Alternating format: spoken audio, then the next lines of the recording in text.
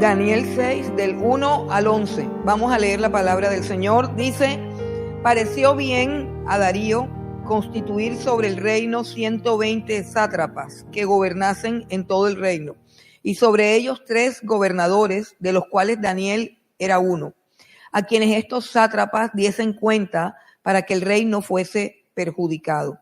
Pero Daniel mismo era superior a estos sátrapas y gobernadores, porque había en él un espíritu superior, y el rey pensó en ponerlo sobre todo el reino.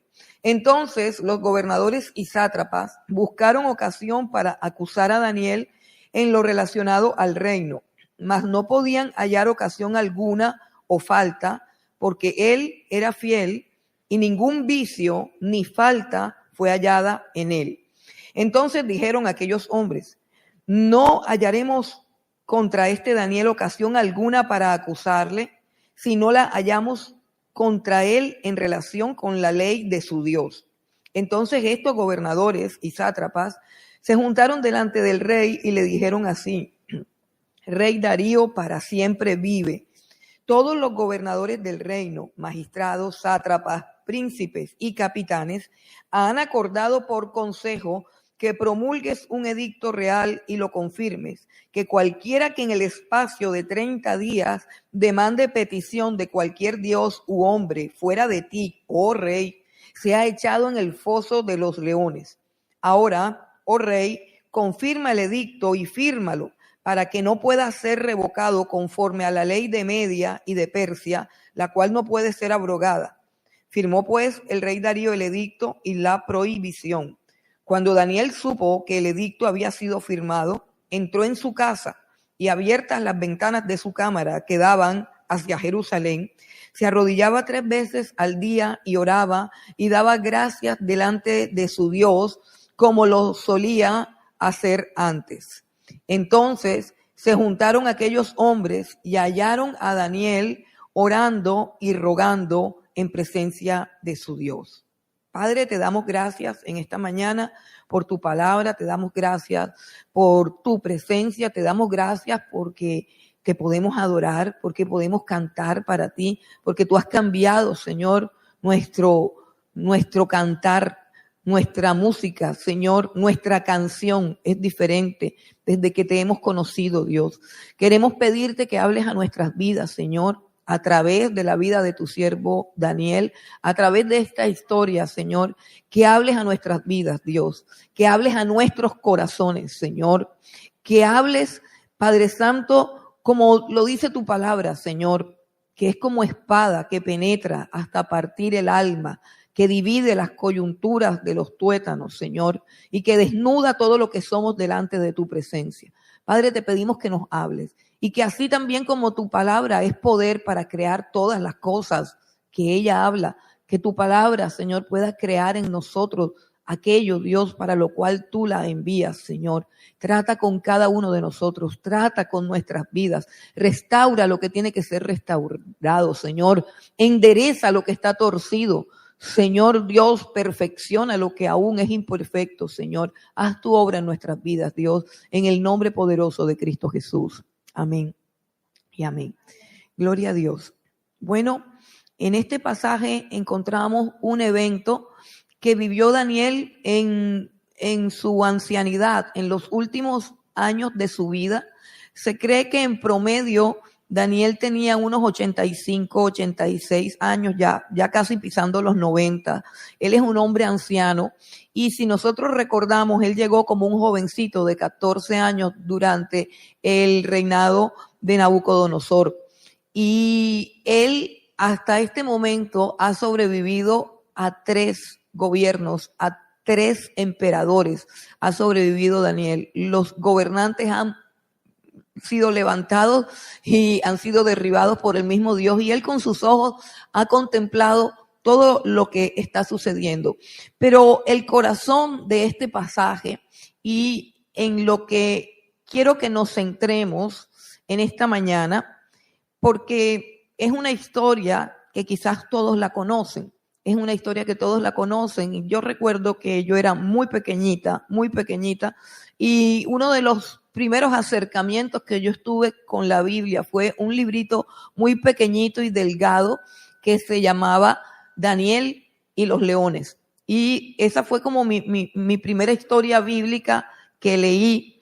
Y con el tiempo esta historia ha llegado a cobrar una significación muy profunda, un mensaje muy profundo y a la vez muy poderoso, que es necesario que nosotros cada día estemos meditando en este mensaje.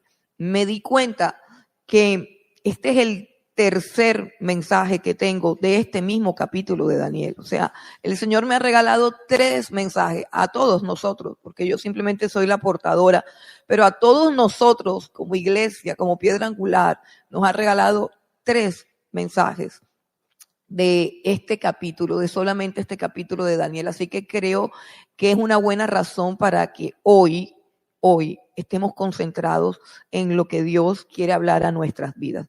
Yo sé que hay personas aquí que tienen que estar concentradas de otras cosas, pero para eso los mensajes son grabados y son editados y los suben a YouTube para que nosotros podamos repasar lo que Dios nos ha hablado hoy y que esto no sea simplemente un momento de efervescencia y calor, un momento de emoción donde amén, amén, amén, aleluya, y resulta que no pasa nada en nuestras vidas, porque creo que si por tercera vez en estos 15 años, 16 años ya como iglesia, estamos abordando este pasaje porque Dios realmente quiere hablar a nuestras vidas.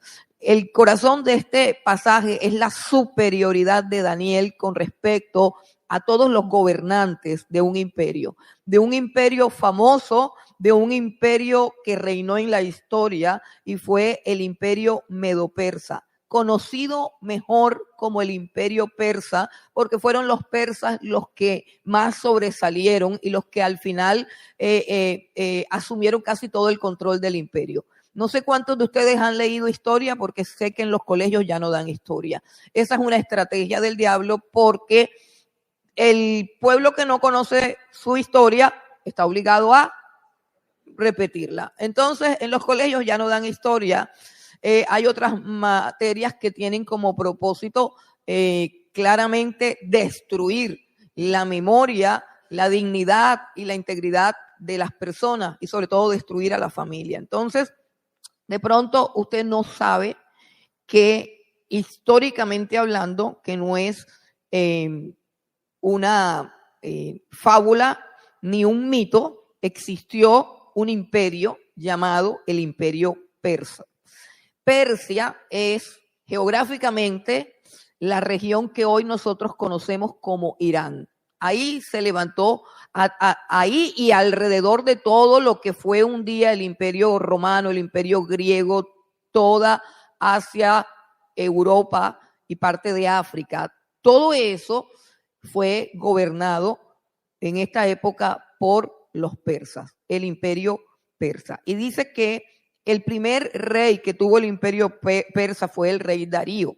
Y él se le ocurrió la brillante idea de organizar todo su reino, todo su imperio, o sea, una cantidad de países todos juntos, todas las naciones que habían sido conquistadas por Babilonia fueron a pasar a manos de los persas.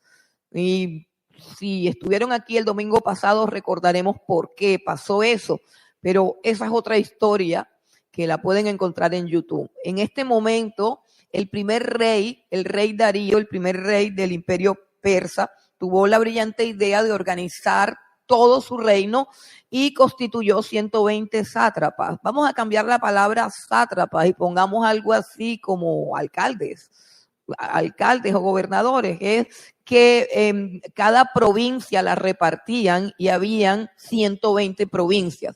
Ahora, para gobernar, supervisar, controlar y dirigir a todos esos 120 alcaldes, entonces él nombró a 3 gobernadores. Así que estaba él y después de él venían 3 gobernadores.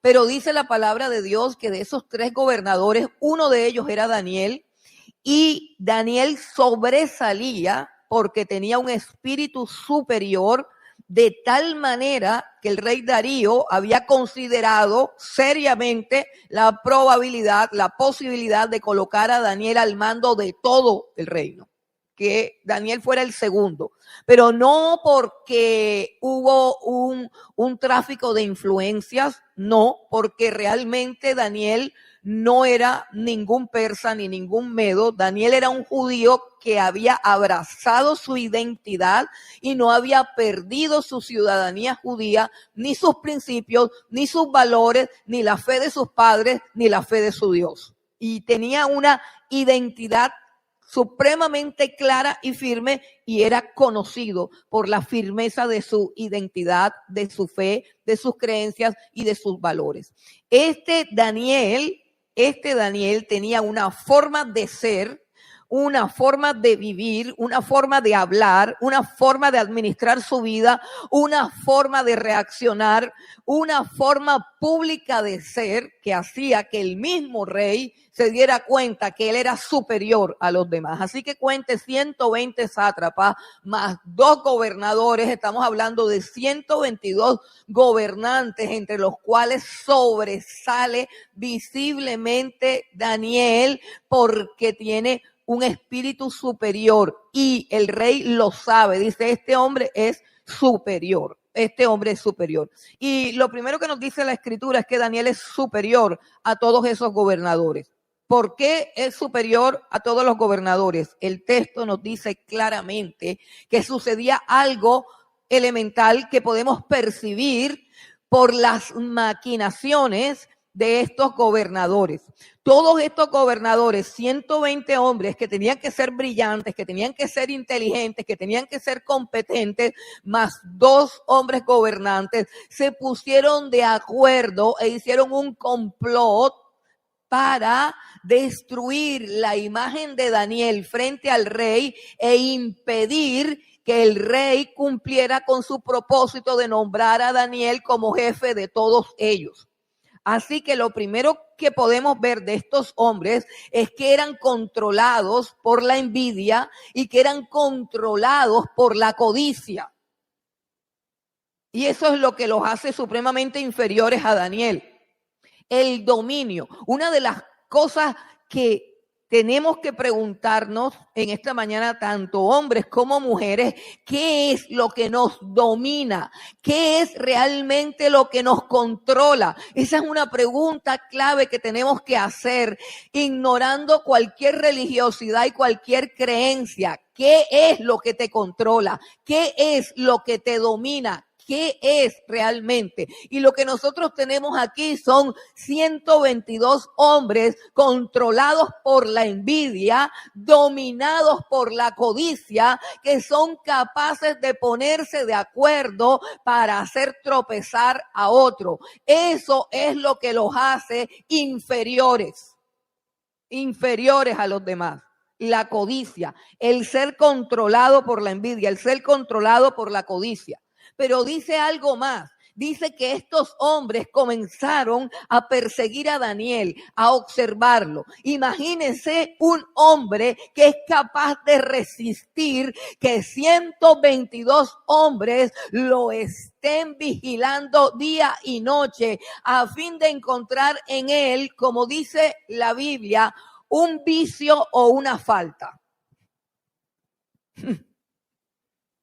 ¿Quién de ustedes nada más con 2 que se pongan de acuerdo se la encuentran enseguida?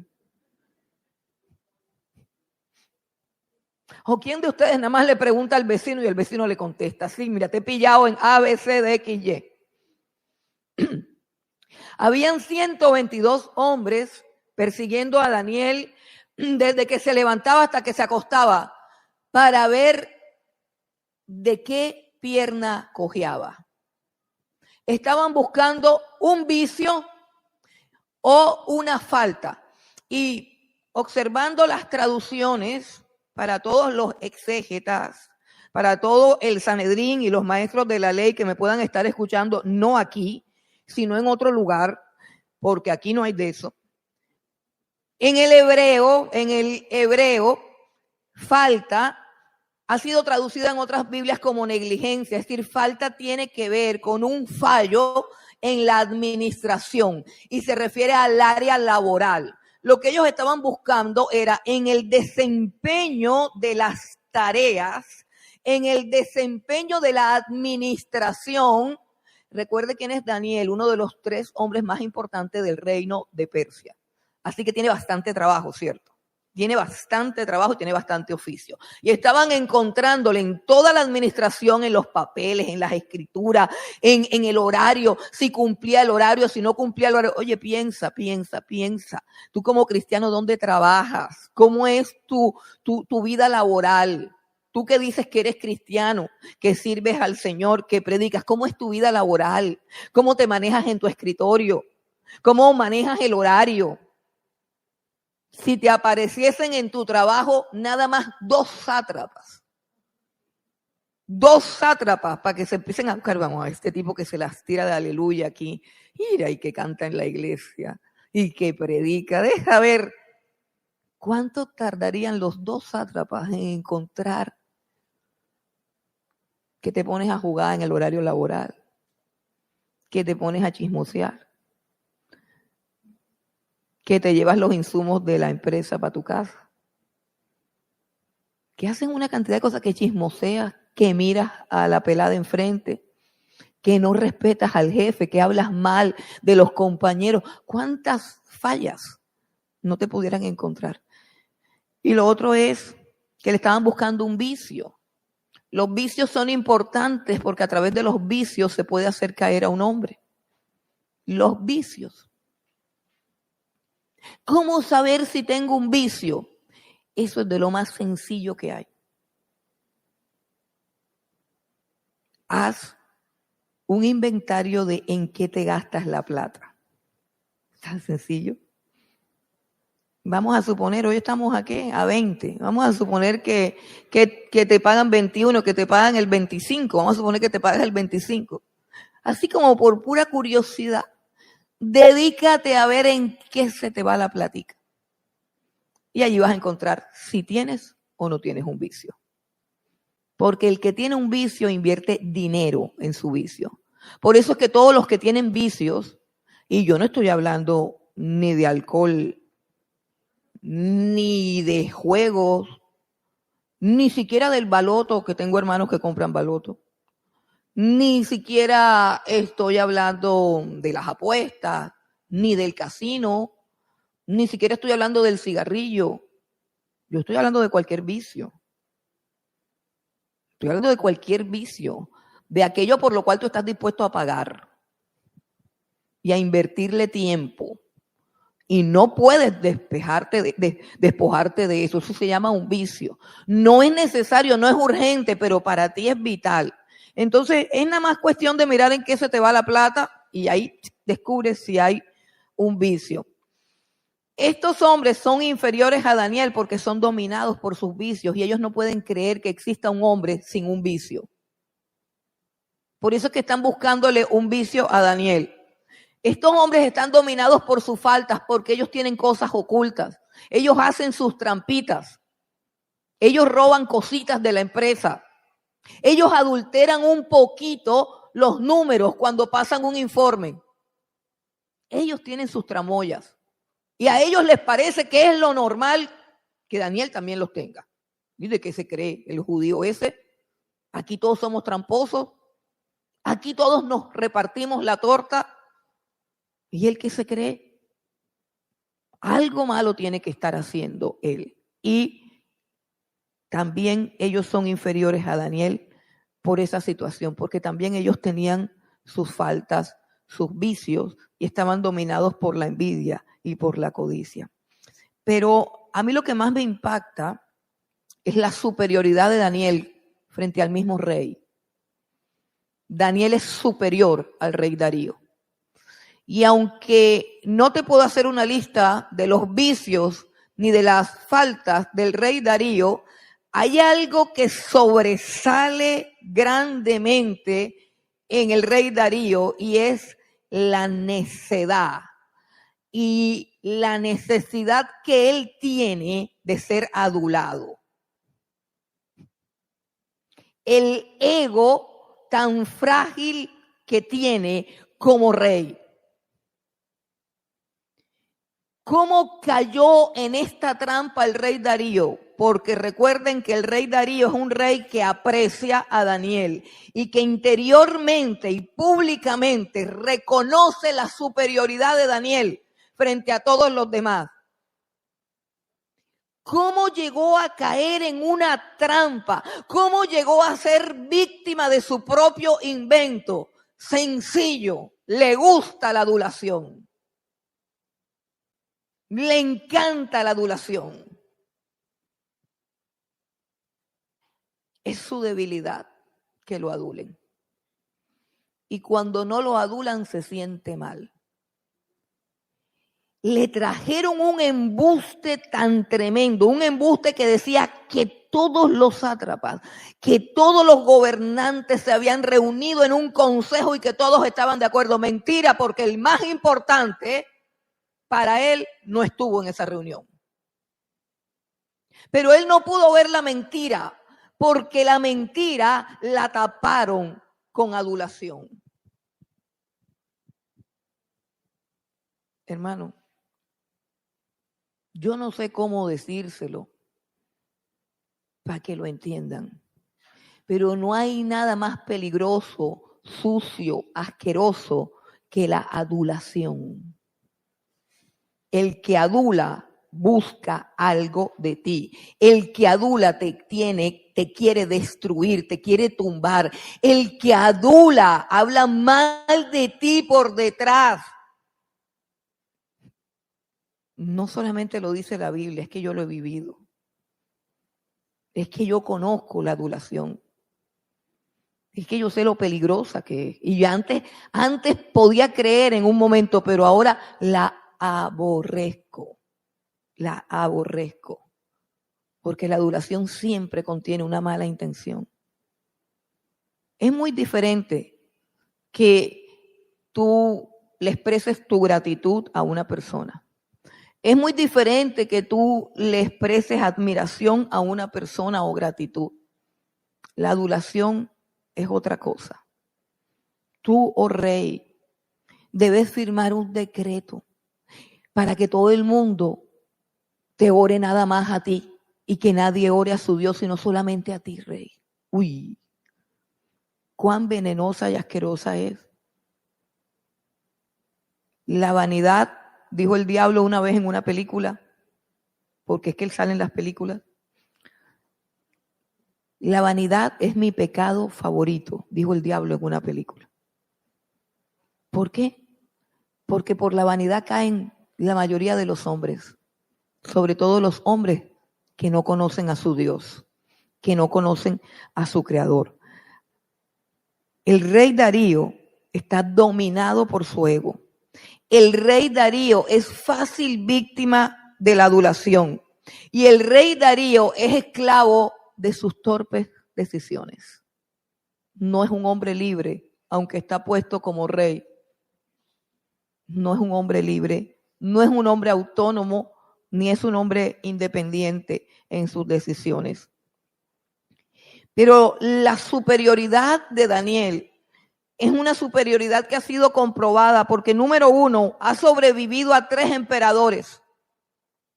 Y durante el reinado de los 3 emperadores ha ocupado los mejores puestos.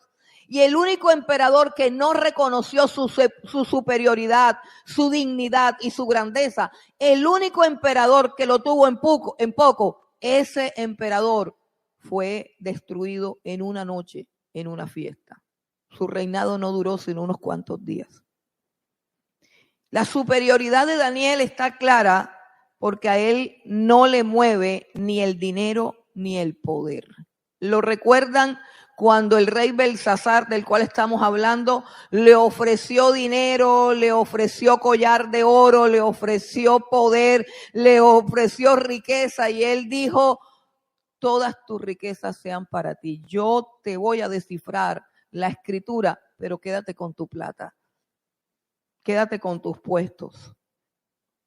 Belsasar era un hombre despreciable y Daniel era un hombre insobornable. insobornable.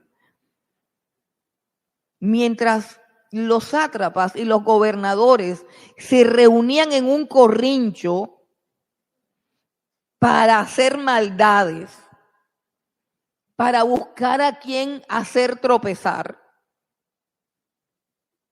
Daniel nunca participaba de eso. Y eso quizás era lo que más rabia le daba. No participaba. No participaba. ¿De cuántas reuniones como las de estos sátrapas y gobernadores has participado? Reuniones para burlarse de las personas, reuniones para hablar mal de una persona, reuniones para dañar la honra y la dignidad de una persona, reuniones destructivas, reuniones para gozarse y celebrar de la maldad y de los propios pecados. Daniel nunca participó de esas reuniones. Daniel es el hombre del Salmo 1. Bienaventurado el varón que no anduvo en consejo de malos, ni se ha sentado en silla de burladores, ni ha andado en camino de pecadores, sino que en la ley del Señor está su delicia y en ella medita día y noche. Daniel es un hombre de integridad. Es superior a todos esos chismosos, envidiosos, codiciosos, viciosos y tramposos. Todas esas características las tienen estos hombres. Daniel no tiene ningún vicio. Por más que lo persiguieron, por más que lo supervisaron, no encontraron ningún vicio en él, no encontraron ninguna falla en sus labores. Pero ¿cuál es el origen de la superioridad de Daniel? Dice que Daniel tiene un espíritu superior. Oye bien, ¿cuál es el origen de la superioridad de Daniel? ¿Qué es lo que hace que Daniel sea delante de los demás, ante los ojos de los demás, ante los ojos de los gobernantes, ante los ojos del rey, que se vea superior a todos? Y dice la Biblia, eso lo dice la Biblia. Darío dice, este hombre es superior a todos, pero la Biblia nos dice que es porque en él hay un espíritu superior. ¿Qué nos implica eso? Que la superioridad de los hombres tiene que ver con lo espiritual.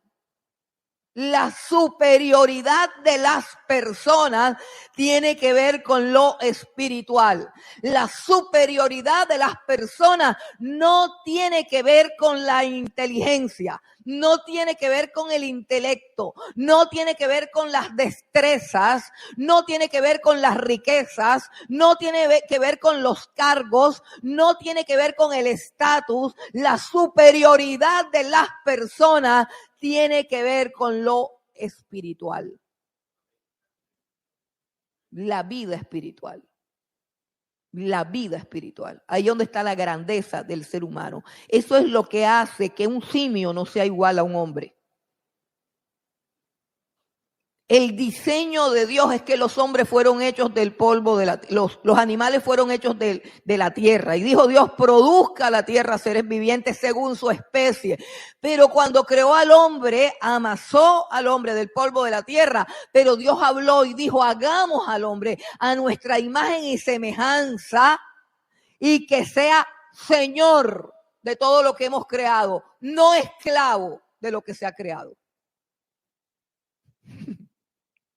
Después de que Dios crea toda la gloria del jardín del Edén, Él dice, hagamos al hombre a imagen de Dios, hagamos al hombre de tal manera que su superioridad lo lleve a tener dominio de todo lo creado y que nunca lo que está creado, llámese dinero, llámese gloria, todo lo que haya en la tierra lo domine. Pero hoy un hombre es dominado por un celular. Qué miseria, qué tristeza, qué ruina moral, qué decadencia. Nunca la humanidad había caído tan bajo como hoy por un aparatico que te roba la vida, te chupa el tiempo, te vuelve tonto, te vuelve duro. y te incapacita para orar y no puedes ni siquiera leerte un libro. ¡Qué tristeza! ¡Qué dolor! ¿Cuán bajo hemos caído? ¡Cuánta miseria! De ser señores a ser esclavos de cosas tan estúpidas y tan vanas.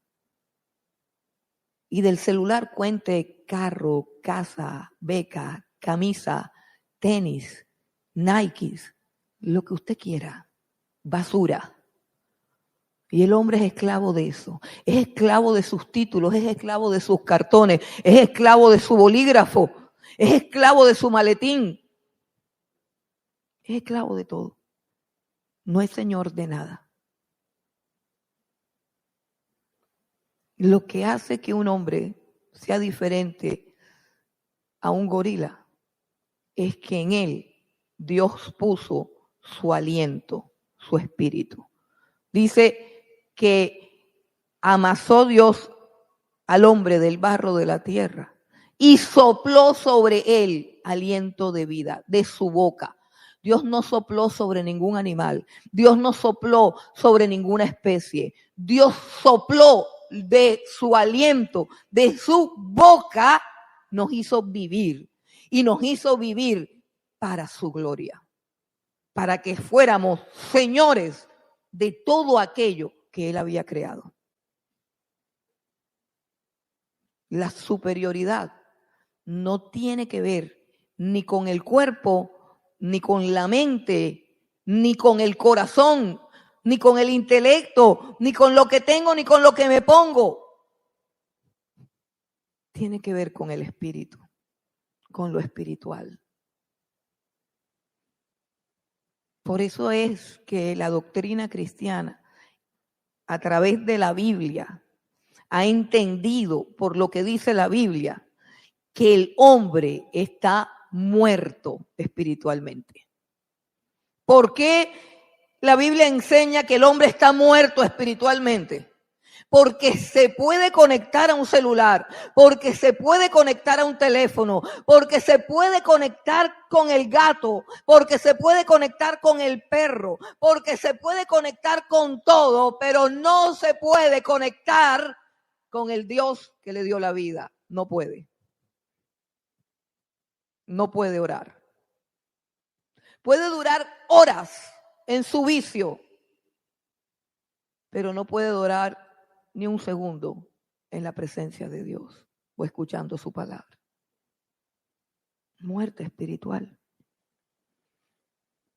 Pero Daniel era un hombre superior. Yo quiero que vengas conmigo al versículo 10 y leas en tu mente y con total cuidado, trata de que la palabra de Dios penetre en tu entendimiento. Mira todo lo que está pasando. Un imperio completo en un complot, con un propósito. Escucha, con un solo propósito. Aquí hay un complot que aparentemente es humano. Hay un complot que aparentemente tiene que ver con envidia y con codicia. Pero más arriba, en unas potestades superiores, hay un complot para que un hombre que ora deje de orar. Tan poderosa es la oración que se reunieron 122 hombres para que parara la oración. ¿Por qué? Porque cuando los hombres traman con su codicia, con su avaricia y con su maldad, le abren una puerta a Satanás y se hacen instrumentos del diablo para destruir y para dañar. Y lo único que el diablo quiere en esta vida, lo único que puede permitir que la maldad se desborde más allá de su cauce, es que el pueblo de Dios que ora, el remanente de Dios, el remanente que tiene superioridad espiritual, que tiene coraje, que tiene pantalones, que tiene poder, que se levanta y dobla sus rodillas, pare, para que vea que este mundo colapsa. Eso es lo que el diablo quiere. Y cualquier envidioso se puede prestar para eso. Cualquier envidioso. Póngase a orar para que vea que no le timbra el teléfono, llora el gato, se accidenta alguien por allá. Lo que sea, pare de orar. ¿Por qué? ¿Por qué Satanás convoca tanta gente para impedir que por un mes un hombre de oración se detenga? ¿Será que a ti ya te detuvo desde hace tiempo? Aquí hay dos reinos en este texto. Está el reino de Persia y está el reino de Dios. ¿De qué reino eres tú? ¿De qué reino eres tú? El edicto de Persia dice que no hay que orar a nadie. A nadie.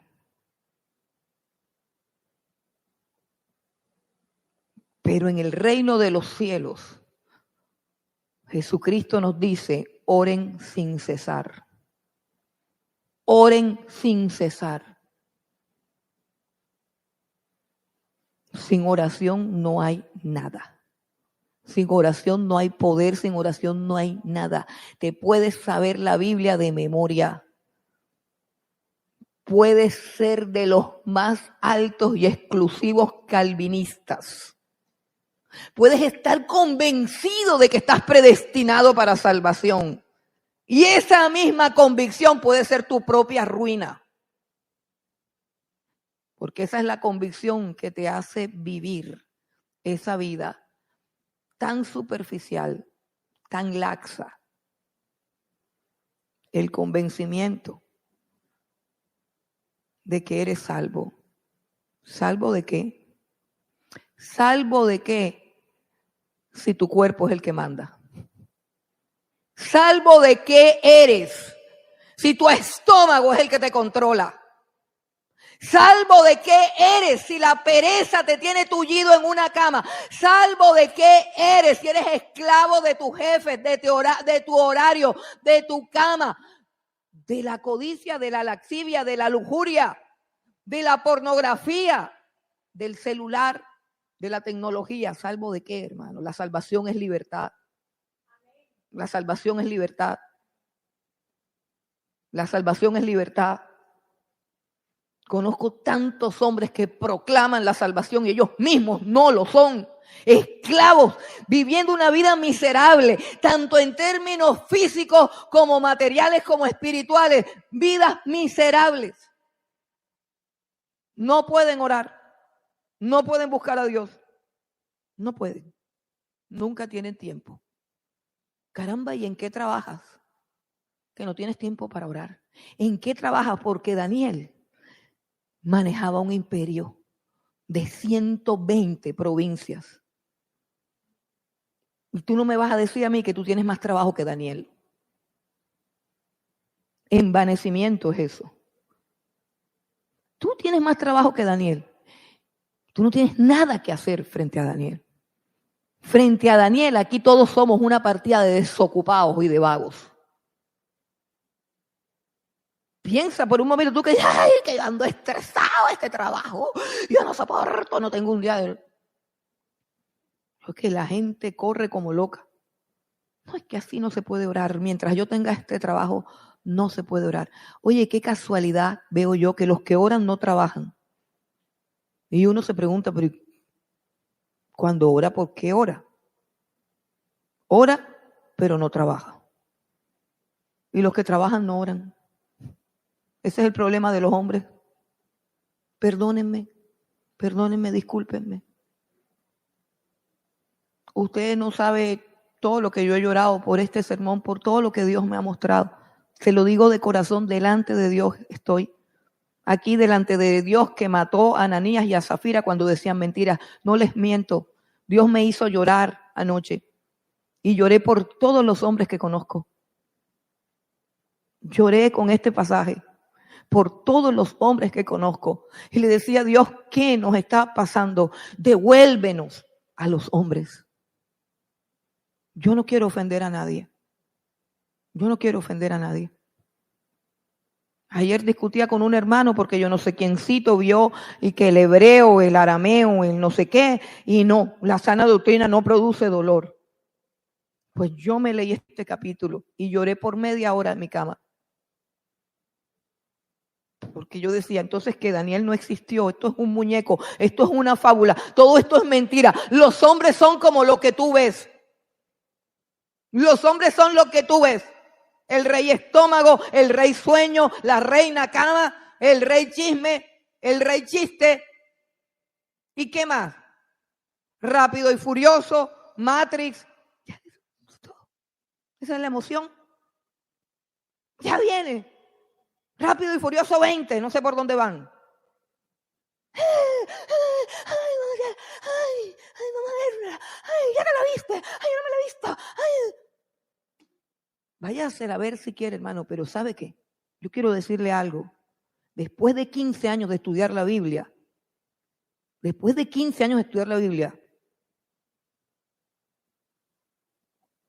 a mí no me da nada eso de Rápido y Furioso. No es que yo sea mejor que ustedes.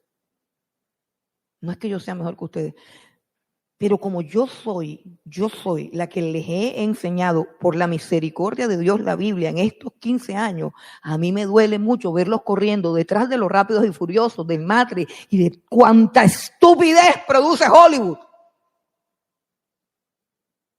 Me duele. Por eso es que cuando me dicen, ay, pastorcita, usted está aquí, no me diga nada, hermano, no me diga nada, porque yo no me siento la exitosa, no, yo no me siento nada de eso. Yo cargo con un sentimiento de frustración grande y profundo que me duele, para que usted lo sepa. Y perdón por las visitas que no tienen velas en este entierro. Mira, y esa señora porque está brava allá adelante. Sí, porque estoy cansada. Estoy cansada, agotada. Yo no sé si yo dentro de 10 años esté aquí. Y yo digo, ¿y quién se va? ¿Dónde está el hombre que se arrodilla 3 veces por día para orar a Dios como Daniel? ¿Dónde está el hombre al que le pueda preguntar cómo está tu vida de oración y me diga, firme? ¿Cómo está tu vida de oración? Un silencio largo, ya yo sé que está mal. Y es que se lo estoy preguntando porque se le nota lo mal que está. Se le nota lo carnal.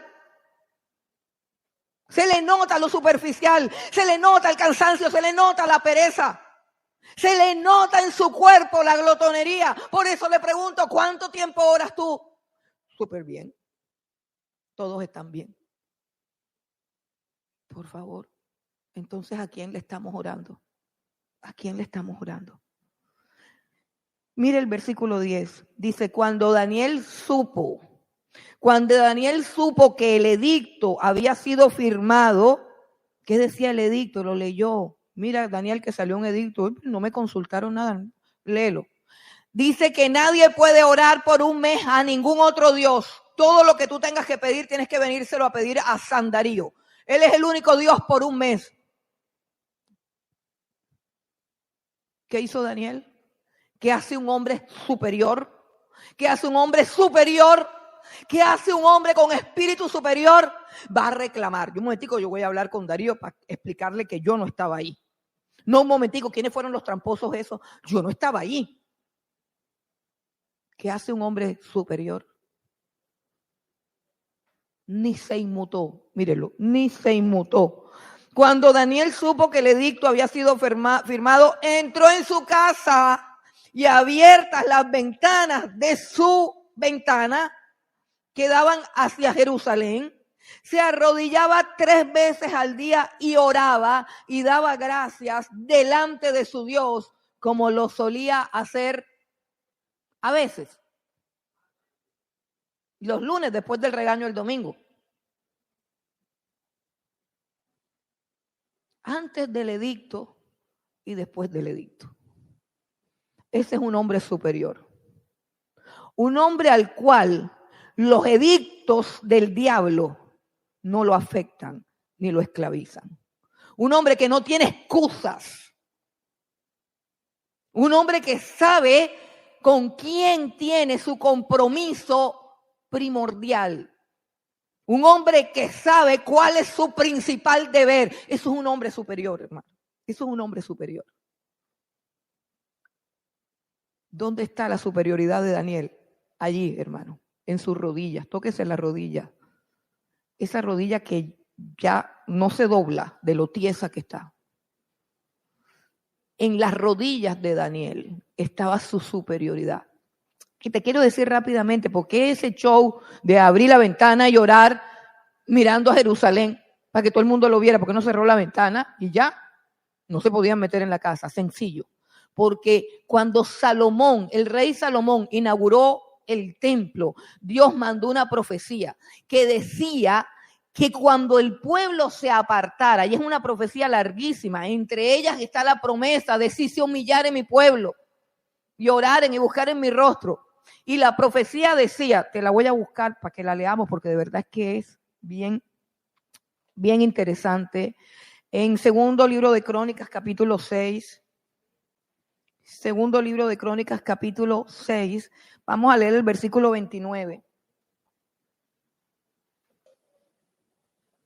Segundo libro de Crónicas, capítulo 6, versículo 29. Dice, toda oración y todo ruego que hiciere cualquier hombre o todo tu pueblo Israel, cualquiera que conociere su llaga y su dolor en su corazón, si extendiere sus manos hacia esta casa, o sea, el templo. Si extendiere sus manos hacia esta casa, el templo en Jerusalén, tú oirás desde los cielos, desde el lugar de tu morada, y perdonarás y darás a cada uno conforme a sus caminos, habiendo conocido su corazón, porque solo tú conoces el corazón de los hijos de los hombres. Y ven conmigo al versículo 34 del mismo segundo de Crónicas 6, versículo 34, dice, si tu pueblo saliere a la guerra contra sus enemigos por el camino que tú les enviares, y oraren a ti hacia esta ciudad que tú elegiste, Jerusalén, hacia la casa que he edificado a tu nombre, el templo de Jerusalén, tú oirás desde los cielos su oración y tu ruego y ampararás su causa. Versículo 36, si pecaren contra ti, pues no hay hombre que no peque, y te enojares contra ellos y los entregares delante de sus enemigos para que los tomaren y los lleven cautivos a tierra de enemigos, lejos o cerca. Eso era lo que había pasado. ¿Sí entienden? Eso era lo que había pasado. Dice, y ellos volvieren en sí, volver en sí, volver en sí. ¿Usted sabe qué es volver en sí? Es darte cuenta de quién eres tú. Eso es volver en sí. Volver en sí es que me doy cuenta que ¿para dónde va Vicente? Pues va con toda la gente. Pero yo no soy toda la gente, yo soy hijo de Dios, redimido, escogido, llamado, limpiado, purificado, apartado y predestinado para su gloria. Eso es volver en sí. Eso es volver en sí.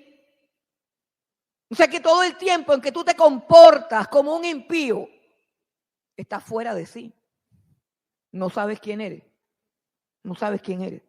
Entonces dice, si por causa de que el pueblo es llevado, como le sucede a Israel, por su pecado, es llevado cautivo, si algún hombre de Israel vuelve en sí, dice, esto es tremendo.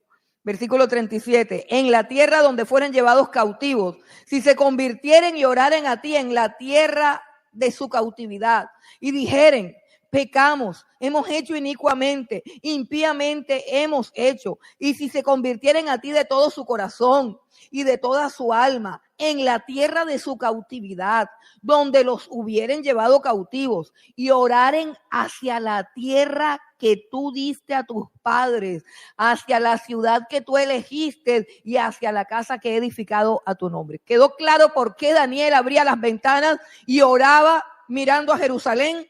Porque había una promesa de Dios y ellos estaban en cautividad. Ellos estaban en cautividad.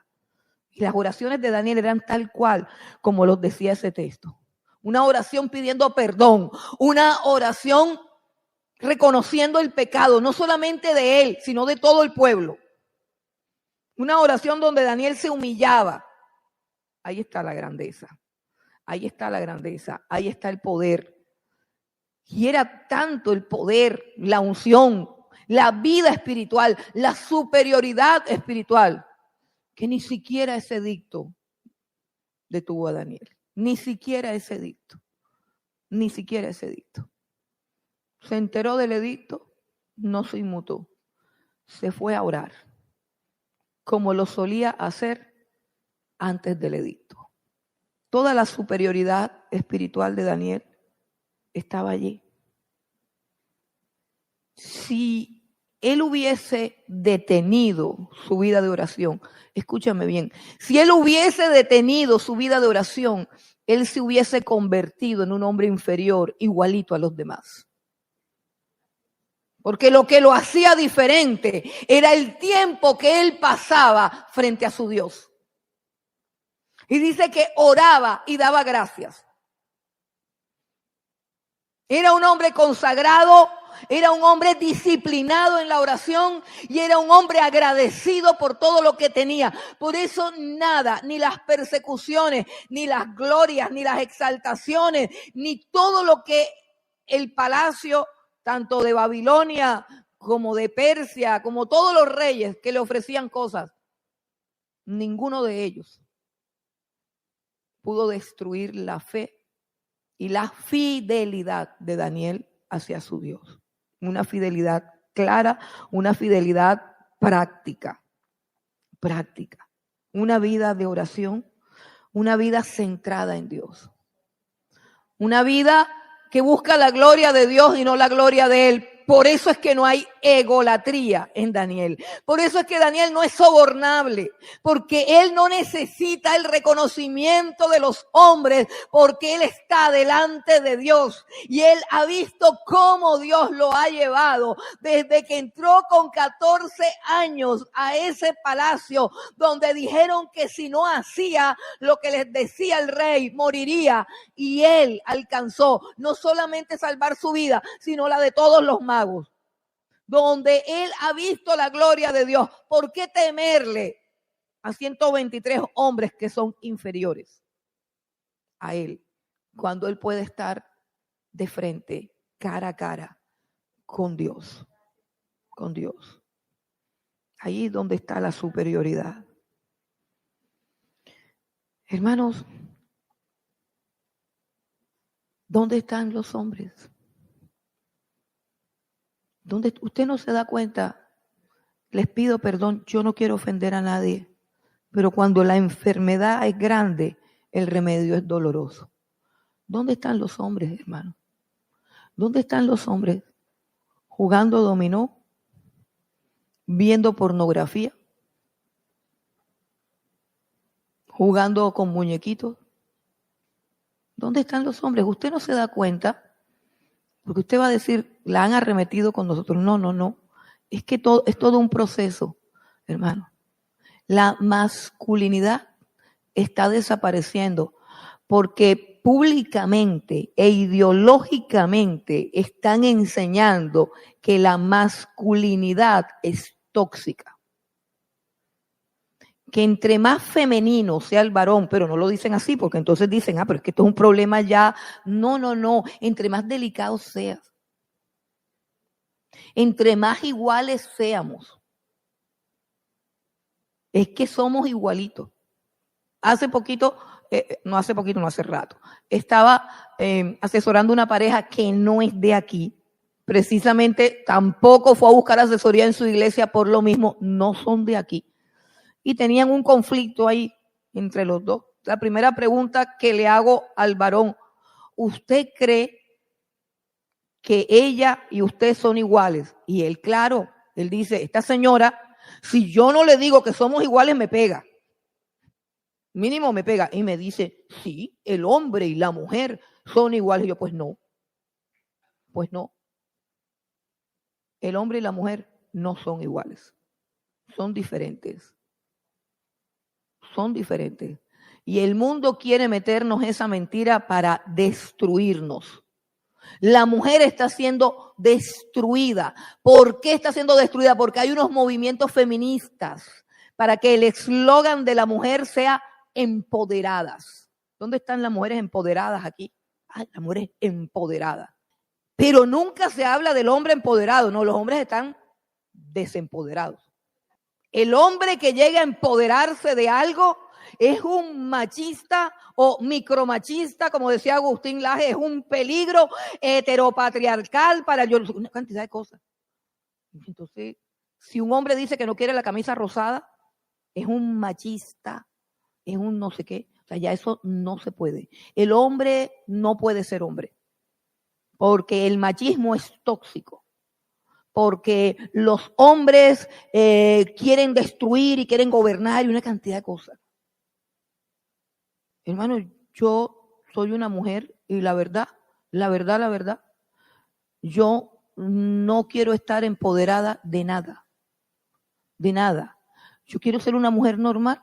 Yo no creo, a mí no me cabe en la cabeza, yo no proceso, es más, yo lo vivo. Todas las mujeres que están empoderadas en sus casas son infelices.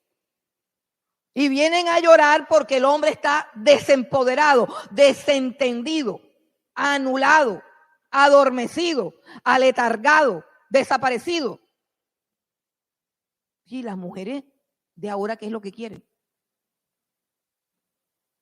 ¿Qué es lo que quieren? Ahora las mujeres quieren mantener a los hombres. A mí ese cuentico de que yo vaya con un hombre y tú pagas la mitad, yo nunca lo viví. Si no tienes plata para invitarme a comer, no me invites. Y el que invita eres tú.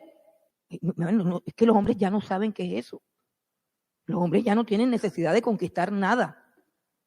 Las mujeres andan como unas tigras conquistando a los hombres. Mucho silencio, yo sé de lo que estoy hablando. Y a las chicas les gusta eso. Unos peladitos pálidos, que parece que se van a privar. No tienen dónde caerse muertos. Ay, pero es que es lindo. ¿Qué lindo qué? Tú no sirve para nada. Búsquese un hombre. Pero no hay.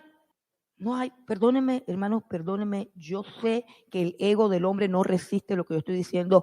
Yo lo que quiero es despertar a una realidad que está acabando con todo el mundo, tanto con hombres como mujeres. Y es que en los hogares manda la mamá. Así ve cómo se quedan callados. ¿Y por qué manda la mamá? Porque es que esa señora, no siempre. ¿Sabe por qué manda la mamá? Porque la mamá es la que se arrodilla a orar. Porque usted no tiene autoridad espiritual. Por eso es que manda a la mamá. Mire, hermano, la autoridad se la dieron a los hombres. ¿Y quién se la dio? Dios.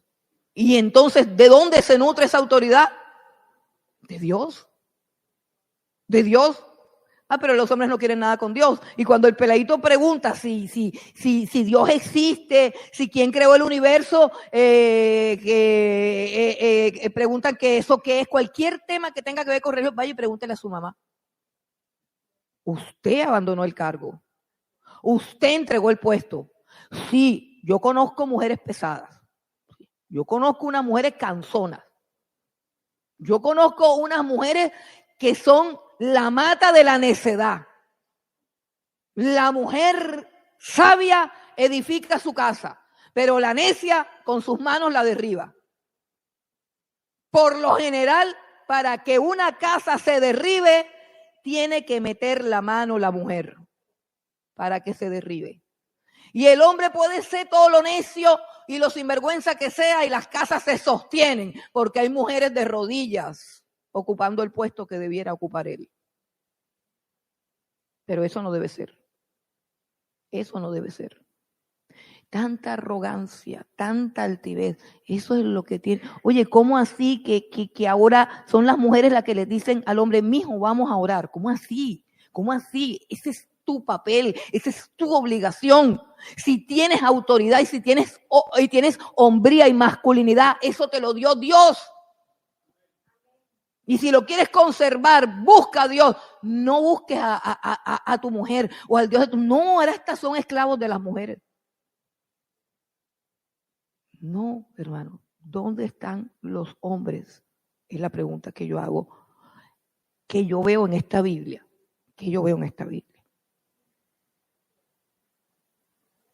Son vulnerables a la adulación, tienen una necesidad de que le digan.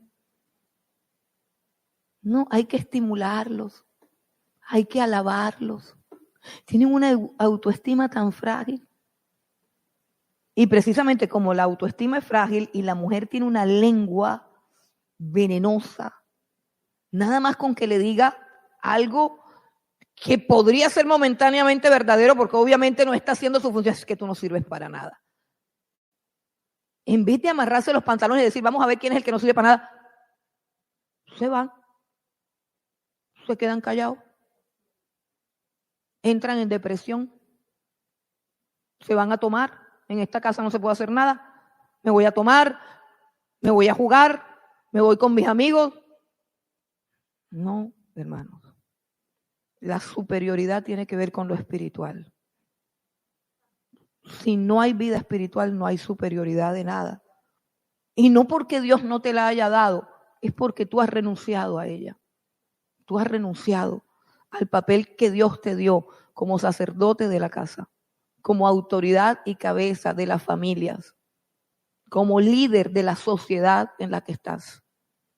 No tienes autoridad porque la dejaste tirada. Simplemente la dejaste tirada. Hombres que le tienen miedo a la esposa, porque la esposa es cantaletera y habla como loca, de pura lengua. Hermano, la lengua de una mujer no te puede quitar la autoridad. Tú no puedes dejar de hacer lo que Dios te ha mandado a hacer porque tu mujer grite o hable más de la cuenta. O sea, Dios no está del otro lado. Dios está del lado que es siempre. Siempre. Y yo no estoy hablando de guachería, yo no estoy hablando de despotismo, yo no estoy hablando de violencia, yo estoy hablando de la autoridad espiritual. La autoridad espiritual no grita. Escuche del Señor Jesucristo. Dice, no gritará, no voceará, no hará oír su voz en las calles. Por medio de la justicia y de la verdad traerá el derecho y establecerá su reino. Si tú eres un varón, tú tienes capacidad para hacer justicia, para hablar verdad, para establecer en tu casa lo que es justo y lo que es correcto. Pero si tú te sientas en el televisor mientras tu esposa hace eso, tú has despreciado el llamado que Dios te da. Tú has despreciado el llamado de Dios. Yo veo a muchos hombres y mujeres presos de este decreto, de este edicto, el edicto de no orar. Están presos de la miseria, de vivir en sus propias fuerzas, en su propia necedad, en su propia fatiga y no alimentarse cada día del poder de Dios. ¿Quién les metió en la cabeza que arrodillarse los disminuía ante Dios? Estoy hablando de arrodillarse ante Dios. ¿Quién les metió a ustedes en la cabeza que ser un hombre es burlarse, hacer chistes, tomar trago, emborracharse, ver pornografía, decirle cosas vulgares a las mujeres? ¿Quién enseñó eso? Ese no fue Daniel, eso fue el decreto de Persia, que tú te distraigas y que caigas en lo más bajo. Y que luego quieras gobernar y no puedes gobernar ni tus instintos, ni tu boca, no puedes gobernar nada.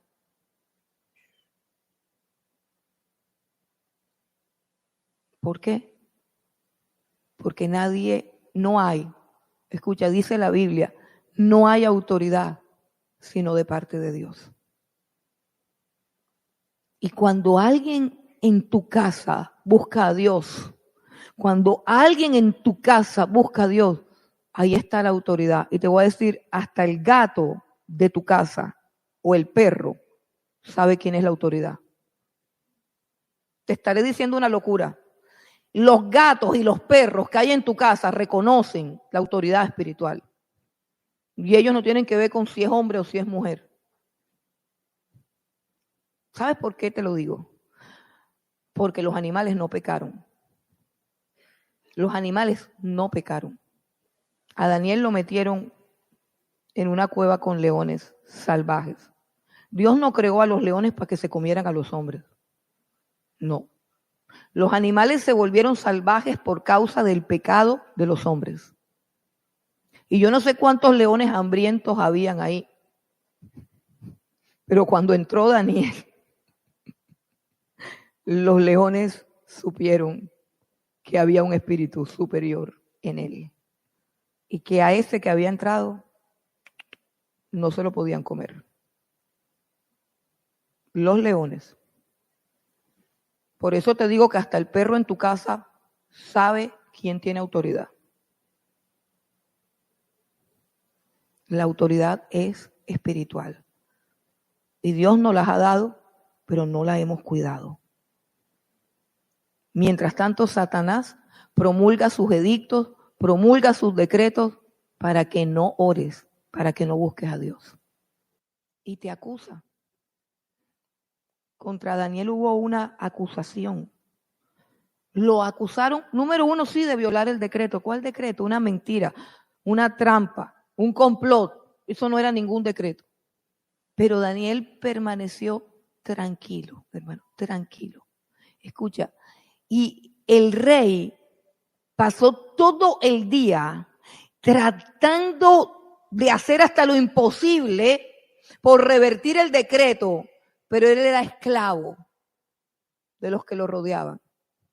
Y la Biblia dice, en el versículo 15, dice, aquellos hombres, en el versículo 14 dice, cuando el rey oyó el asunto, le pesó en gran manera. Ay, ¿qué hice, Dios mío?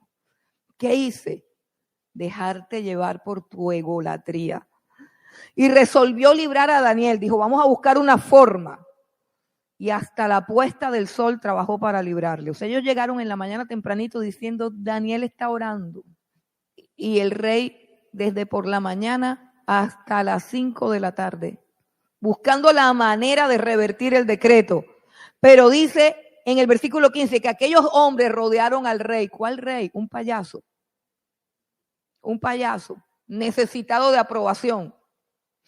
Pero aquellos hombres rodearon al rey y le dijeron, debes saber, oh rey, que es ley de Media y de Persia, que ningún edicto u ordenanza que el rey confirme puede ser abrogado. Entonces el rey mandó y trajeron a Daniel y le echaron en el foso de los leones. Y el rey le dice a Daniel, mira qué claro la tiene este rey.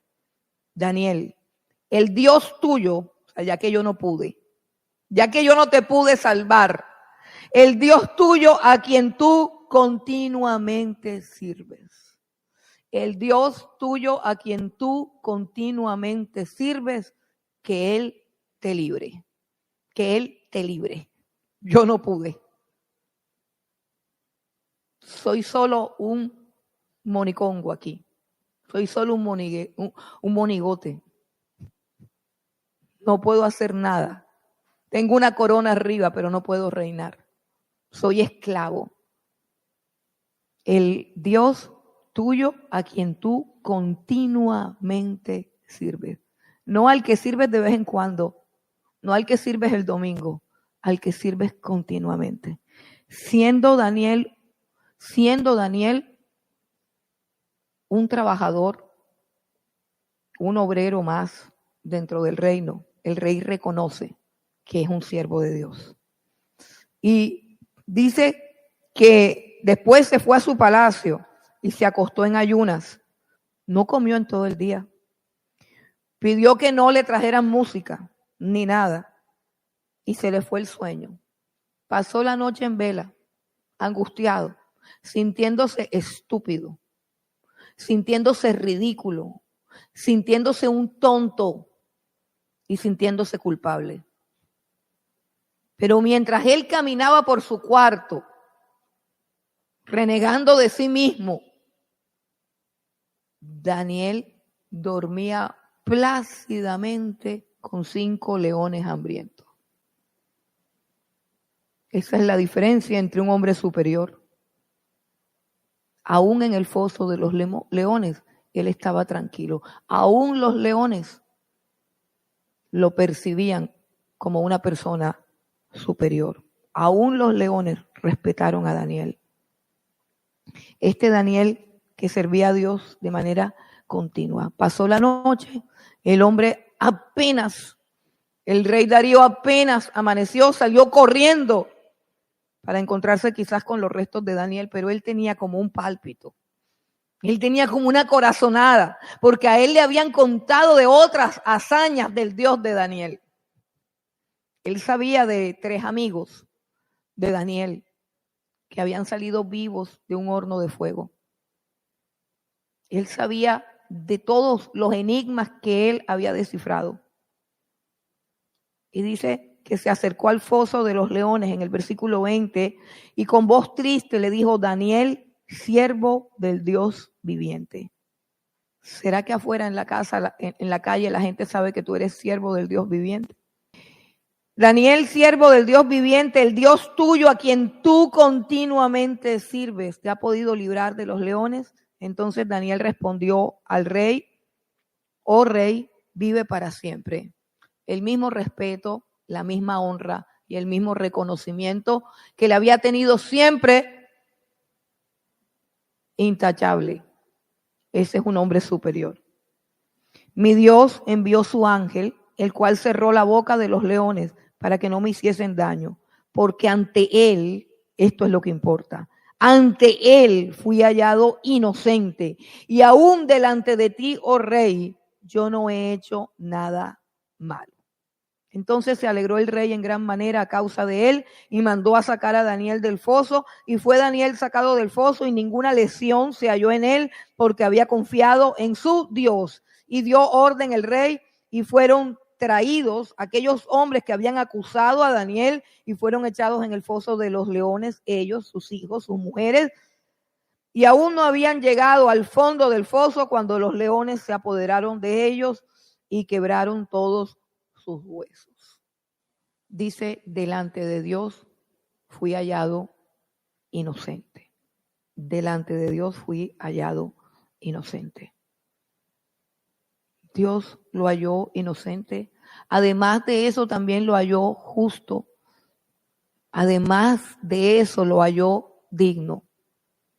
Y yo quiero decirte algo para terminar. Finalmente, Dios quiere hallarte inocente, aunque no lo eres, ni tú ni yo. No somos inocentes de nada. No somos como Daniel. No somos inocentes. Si en este momento la mitad o la tercera parte de esos sátrapas nos persiguieran, nos encontrarían la falla rápidamente. Pero Dios no quiere que vivamos bajo la culpa. Dios no quiere que vivamos bajo el pecado. Dios no quiere que vivamos bajo condenación. Y Dios no quiere que vivamos bajo un edicto que nos lleva a vivir una vida sin oración, sin autoridad, sin gozo y en plena esclavitud y dominio de nuestras pasiones. Que nos domine la codicia, que nos domine la avaricia, que nos domine la envidia, que nos domine la necedad, que nos domine la esposa, que nos domine el jefe, que estemos dominados por todo. Dios nos ha llamado a libertad y no por hacerse el loco con nuestros pecados. Él descendió en la persona de su Hijo Jesucristo para hacer la justicia que nosotros no podíamos hacer. Él descendió en la persona de Jesús para pagar nuestra deuda, para cargar nuestro pecado, para justificarnos. ¿Sabes qué significa ser justificado? Ser justificado significa declarar inocente a aquel que es culpable. Y tú necesitas delante de Dios, a pesar de ser culpable, porque ninguno aquí conoce la ira de Dios, salvo lo que está plasmado aquí en este libro, que dice claramente que vendrá el día de la ira de Dios. Y dice claramente que hay un fuego, que hay un castigo, dice que hay un infierno, lo dice claramente, donde el fuego nunca te deja de quemar y los gusanos nunca te dejan de comer. ¿Por qué lo creo? Porque lo dijo el Rey de Reyes y Señor de Señores. Lo creo porque Jesucristo es el único camino, la única verdad y la única vida. Todo lo demás es mentira, todo lo demás es engaño. Así que no le creas a los filósofos que dicen que no hay cielo, que no hay infierno. El cielo está delante de ti y allá en el tercer cielo está el trono de Dios, frente al cual todos vamos a comparecer. Todos.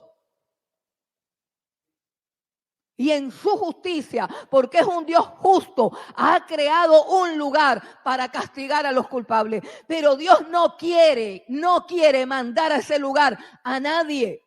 Dios quiere que tú seas hallado inocente y en aquel día no habrá ninguna forma de que tú seas hallado inocente, sino a través de la justicia perfecta de la obra del Señor Jesucristo en la cruz del Calvario. Si tú te llegas a presentar hoy mismo a la presencia de Dios sin Cristo, tú vas a perecer y vas a ser condenado y vas a tener que pagar hasta la última mentira que dijiste y de la cual ni siquiera te acuerdas, pero ese día te vas a acordar.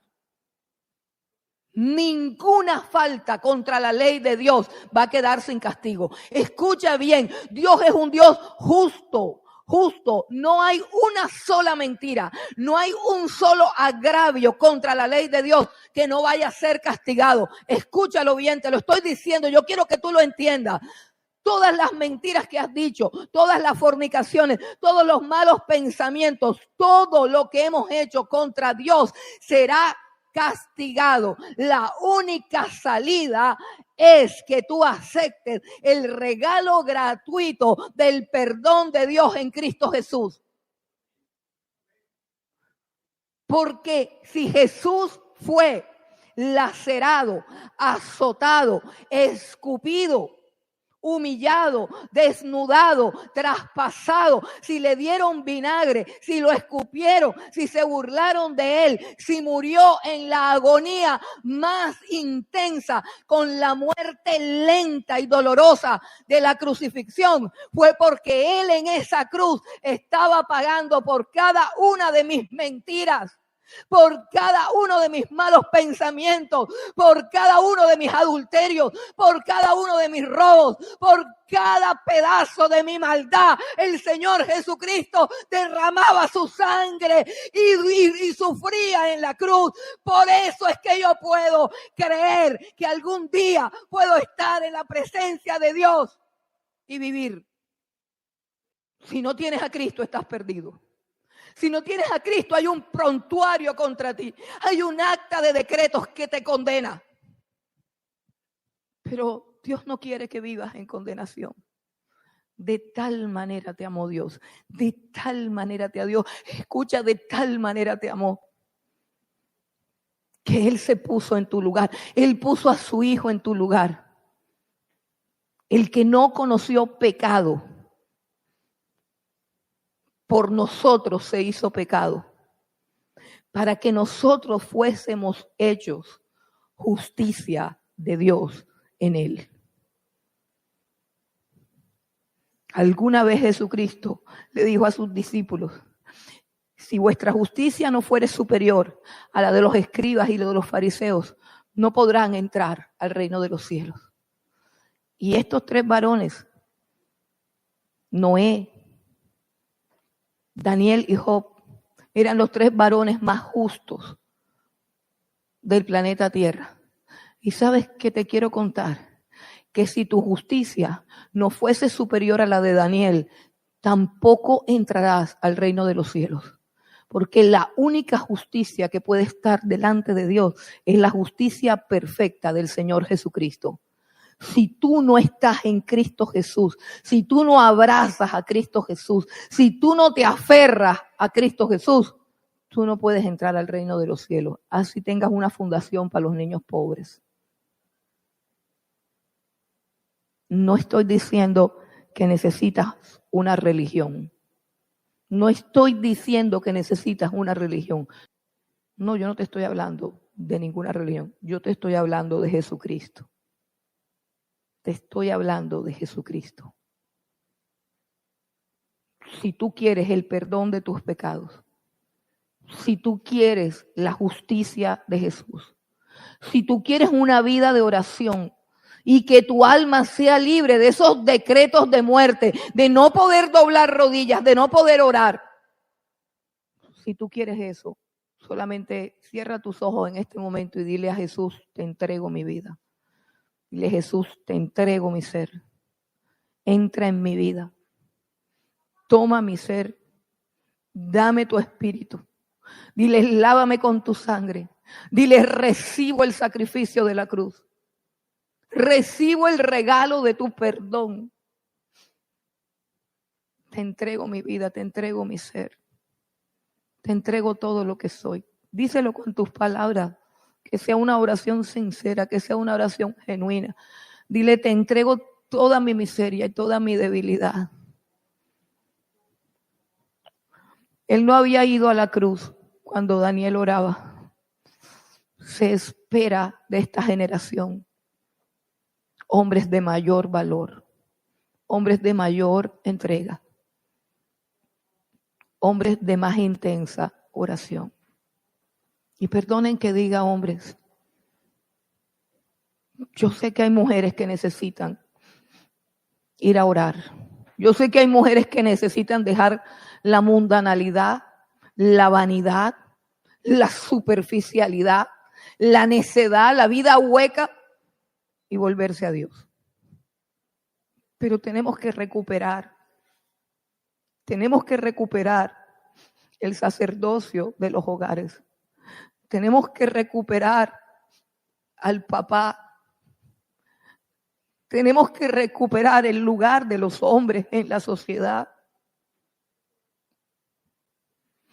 Tenemos que aprender a respetar las autoridades. Tenemos que aprender a humillarnos delante de Dios. Tenemos que aprender a entender lo que significa ser un hombre. Para todos, tanto para hombres como para mujeres. Necesitamos mirar a Daniel.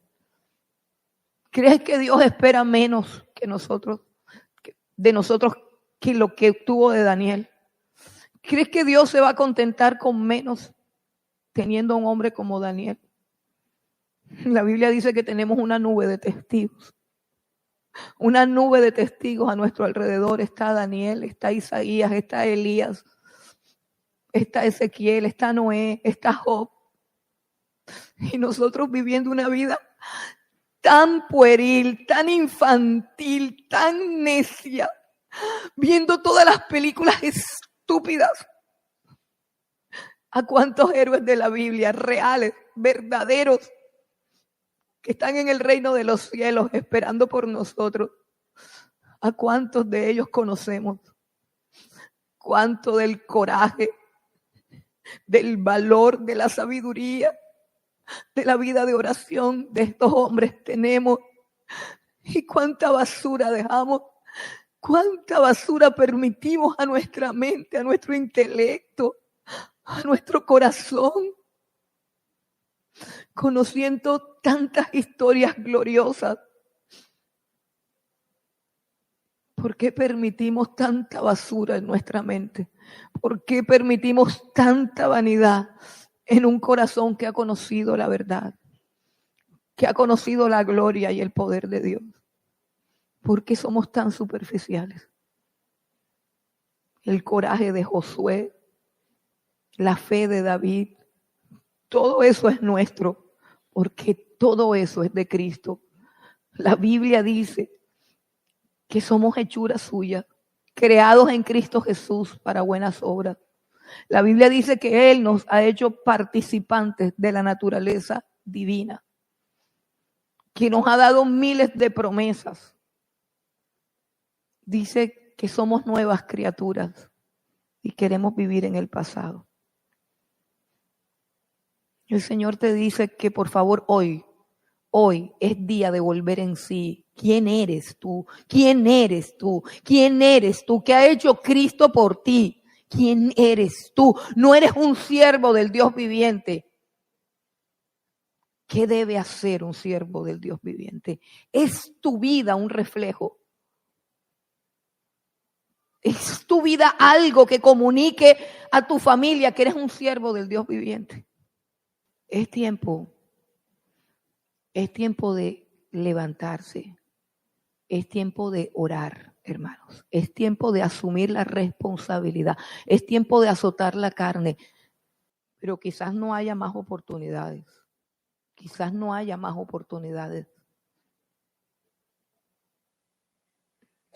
Es tiempo de ser hombres, de portarse varonilmente. Y eso comienza por Dios. Eso no comienza ni por tu esposa, ni por tu casa, ni por tu plata, ni por tu carro, ni por nada de lo que te apasiona, te seduce y te esclaviza. Eso empieza por Dios. Vuélvete a Dios y vuelve tu dignidad. Vuélvete a Dios y vuelve tu poder. Vuélvete a Dios y se restaura la autoridad. Vuélvete a Dios y se levanta tu hogar, se levanta tu familia. Ordena lo primero que hay que ordenar. Tu relación con Dios es lo primero que tienes que ordenar. Si no sabes orar, estás en miseria. Arrodíllate delante de Dios y dile: enséñame a orar. Enséñame mi puesto. Enséñame mi lugar. Porque si yo no lo aprendo, no le podré enseñar nada a los demás.